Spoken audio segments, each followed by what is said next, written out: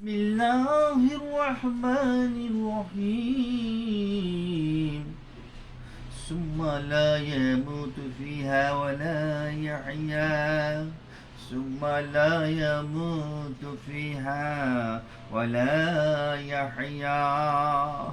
আল্লাহ পাক জাহান্নামীদের সম্পর্কে ঘোষণা দিয়েছেন, ও বান্দারা, সেখানে তারা কোশ্চিনকালেও মারা যাবে না, তাদের মৃত্যু হবে না, তারা সুষ্ঠুভাবে বেঁচেও থাকবে না, শান্তিতে থাকবে না, সুস্থ থাকবে না।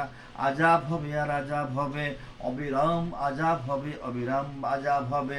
আযাবের কোনো ব্রেক হবে না। এক আযাব দেওয়া হবে, আযাব শেষ না, তারিখ আযাব শুরু হয়ে যাবে। যেমন তাফসীরে এসেছে, আল্লাহ পাকের ফেরেশতারা পাপী বান্দাকে মাথার উপর যেমন করে আঘাত করবে, তার হাড় হাড্ডি চূর্ণ বিচ্ছিন্ন হয়ে মাটিতে ছড়িয়ে পড়বে।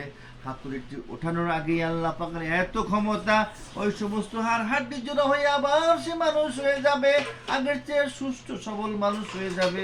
ফেরেশতা আবার আঘাত করবে, আবার চূর্ণ বিচ্ছিন্ন হয়ে যাবে, আবার হাতে ওঠানোর আগে আবার এক হয়ে যাবে। এইভাবে চলবে অনন্তকাল। আল্লাহ পাক তাই বলেন, বান্দা হে, ওই শাস্তিকে ভয় করো, ওই শাস্তিকে ভয় করো।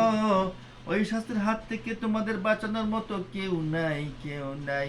আমি ছাড়া তোমাদেরকে উদ্ধার করতে পারবে না।